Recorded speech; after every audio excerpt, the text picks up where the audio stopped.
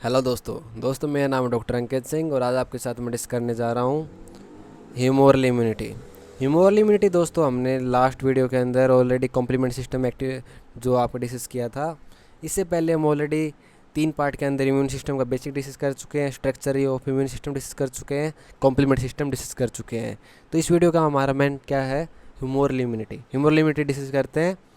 तो दोस्तों जैसे मैंने आपका इम्यून सिस्टम का बेसिक जब पढ़ रहे थे तो उस टाइम आपको मैंने बताया था कि जो इम्यूनिटी होती है वो किसके थ्रू कौन उसको कंट्रोल करता है, कौन मेडिएट करता है, वो होता है एंटीबॉडी। ठीक है, एंटीबॉडी किससे फॉर्म होती है वो भी हमने लास्ट वीडियो के अंदर उससे पहले डिस्कस किया था। बेसिक के अंदर जो आपकी बी सेल होती हैं, बी सेल से आपका प्लाज्मा सेल बनती हैं, प्लाज्मा सेल से एंटीबॉडी बनती हैं। ठीक है, वो आपकी ह्यूमरल इम्यूनिटी को कंट्रीब्यूट करती हैं। ठीक है, तो इसके वीडियो के अंदर हम डिटेल में डिस्कस करने वाले हैं कि एंटीबॉडी कैसे काम करती हैं, कौन से और चीज़ें उसके अंदर इन्वॉल्व होती हैं। तो पहले बात करते हैं हमारे फॉर्मेशन स्टार्टिंग पॉइंट से कि आपका बी सेल आपकी मेनली इन्वॉल्व होती हैं ह्यूमोलिमिटी के अंदर। तो स्टार्टिंग होता है दोस्तों आपका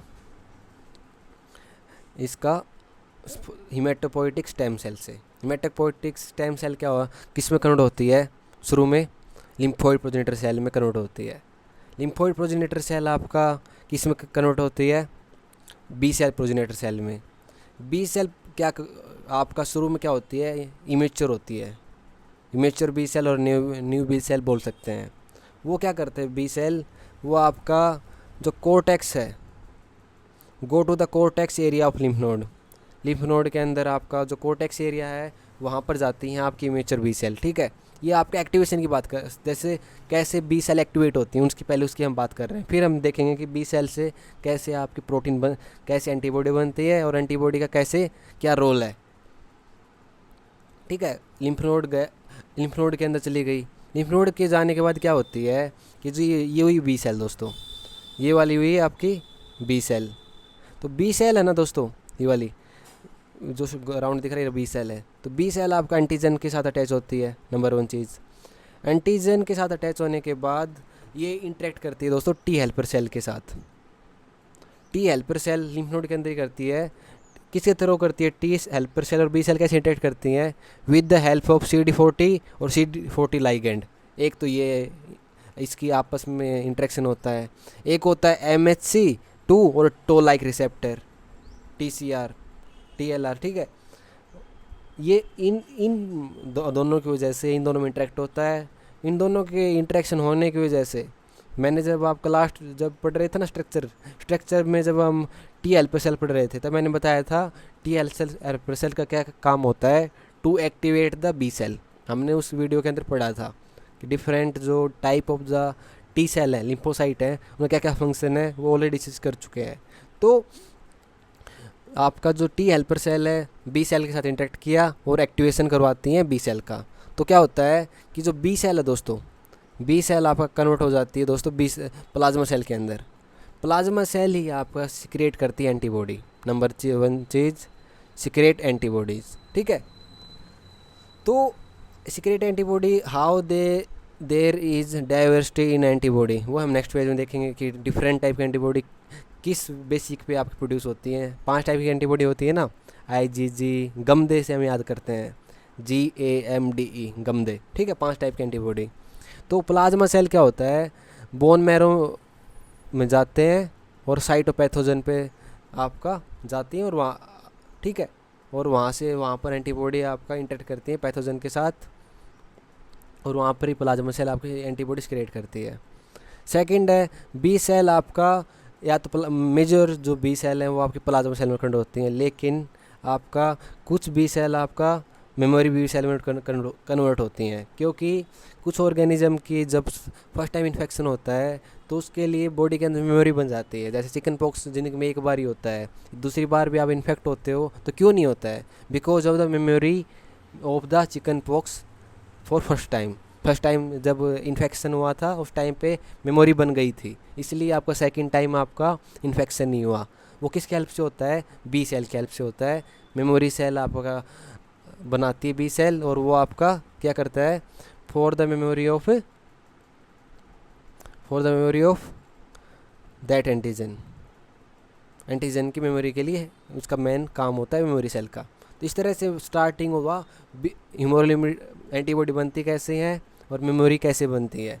सेकंड आता है, थोड़ा इसको हम डिटेल में डिस्कस करते हैं कि जो आपका सबसे पहले मैं बताया था कि जो बी सेल है वो आपका इंटरेक्ट होगी टी हेल्पर सेल के साथ और वो आपका एक्टिवेट करवाती है।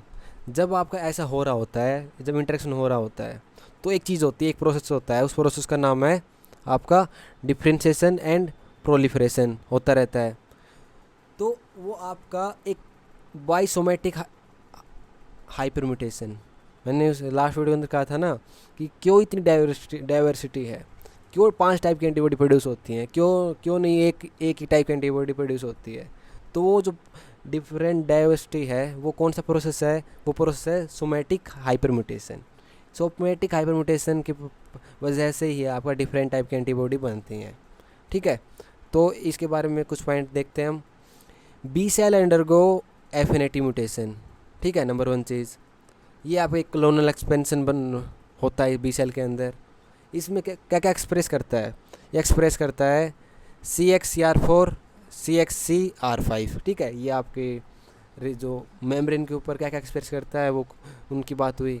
और ये आपका सोमैटिक हाइपरम्यूटेशन के बाद एक यूनिक एंटीबॉडी बनती है जो बाकी से अलग होती है। कैसे बनती है, हम उस प्रोसेस की बात करते हैं।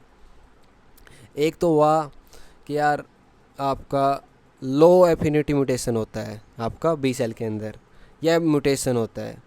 तो वो आपका क्या होता है, लो एफिनिटी और म्यूटेशन के वजह से जो बी सेल बनती हैं, प्लाज्मा सेल बनती है, वो आपका not able to recognise antigen, वो आपका एंटीजन को रिकॉग्नाइज नहीं कर सकती हैं। रिकॉग्नाइज नहीं कर सकती हैं तो मतलब कुछ काम की नहीं है बॉडी के अंदर। तो कुछ काम की नहीं है तो आपका वो अंडरगो एपोप्टोसिस मतलब उनकी सेल डेथ हो जाती है। प्रोग्राम सेल डेथ आपकी बॉडी करवा देती है जब भी आपका बी सेल टी सेल आपका लो एफिनिटी म्यूटेशन होगा या म्यूटेशन होगा। ठीक है, एक ये बात हुई। सेकंड हुई कि जब आपका वो बी सेल आपका आ जाती है हाई एफिनिटी म्यूटेशन में।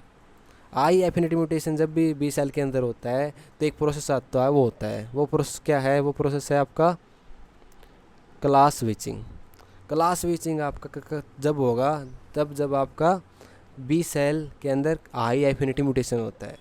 तो जब क्लास स्विचिंग होगा दो सेल के अंदर ये कन्वर्ट चेंज हो सकती है। कौन से सेल के अंदर, मेमोरी बी सेल जो बताया था मैंने, फॉर मेमोरी। सेकंड है दोस्तों plasma B cell. Plasma B cell के अंदर कन्वर्ट हो जाएगी तो क्या होगा, प्लाज्मा सेल क्या काम है प्लाज्मा सेल का, एंटीबॉडी आपका सिक्रेट करती हैं। और एंटीबॉडी आपका 3 तरीके से काम करती हैं दोस्तों। नंबर 1 न्यूट्रलाइजेशन की मतलब आपको जो एंटीजन है उसके साथ जाके अटैच हो जाती हैं और उसका जो फर्दर एक्शन है मतलब पैथोजन अब बॉडी के अंदर हार्म नहीं कर सकता क्योंकि वो अटैच हो चुकी है एंटीबॉडी के साथ, उसको न्यूट्रलाइज कर देती हैं। सेकंड होता है ऑप्सोनाइजेशन हम लास्ट वीडियो के अंदर पढ़ा था जब कॉम्प्लीमेंट सिस्टम पढ़ रहे थे कि एंटीबॉडी आपका कैसे ऑप्सोनाइजेशन करती है। जैसे ऑप्सोनिन प्रोटीन आपके ऑप्सोनाइजेशन में हेल्प करती है ना, कि आपका जैसे मान लीजिए ये कोई पैथोजन है, ये कोई पैथोजन है तो जैसे ऑप्सोनिन प्रोटीन यहाँ पर जाके अटैच हो रही थी, इस तरह से ही आपकी एंटीबॉडी जाके अटैच हो जाती हैं। ऐसे एंटीबॉडी जाके अटैच हो जाती हैं तो ये आपका फैगोसाइटोसिस में आपका ज़्यादा हेल्प करती हैं, फैगोसाइटिस ईजिली हो जाता है। तो सेकंड प्रोसेस हुआ ऑप्सोनाइजेशन।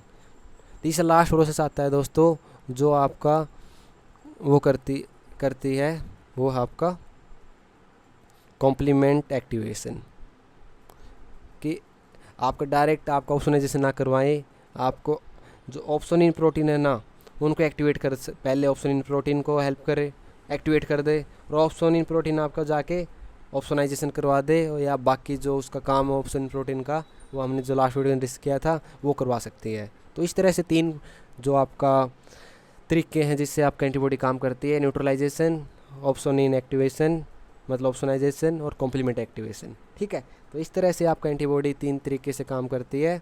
और ये मेनली आपका बॉडी के अंदर जो ह्यूमरल इम्यूनिटी होती है, जो आपके सेल जो एंटीबॉडी के थ्रू मेडिएट होती है उसकी भी हमने बात की। तो दोस्तों नेक्स्ट वीडियो के अंदर हम डिस्कस करेंगे आपका, इस वीडियो के अंदर हम डिस्कस किया ह्यूमरल इम्यूनिटी, कि जो आपकी बी सेल के थ्रू या आपका एंटीबॉडी के थ्रू मेडिएटेड होती है वो ह्यूमरल इम्यूनिटी होती है। नेक्स्ट पार्ट होगा सेल मेडिएटेड इम्यूनिटी।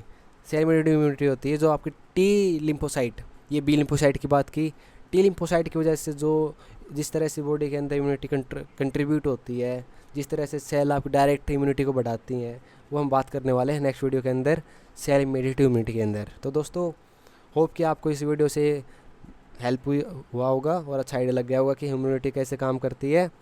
तो इस वीडियो से आपकी हेल्प हुई है दोस्तों, इस वीडियो को लाइक कीजिएगा, चैनल सब्सक्राइब कीजिएगा। और ये नोट्स हैं, ये नोट्स मैं अपने डाल दूंगा टेलीग्राम चैनल पे, वहाँ से जाके आप डाउनलोड कर सकते हैं।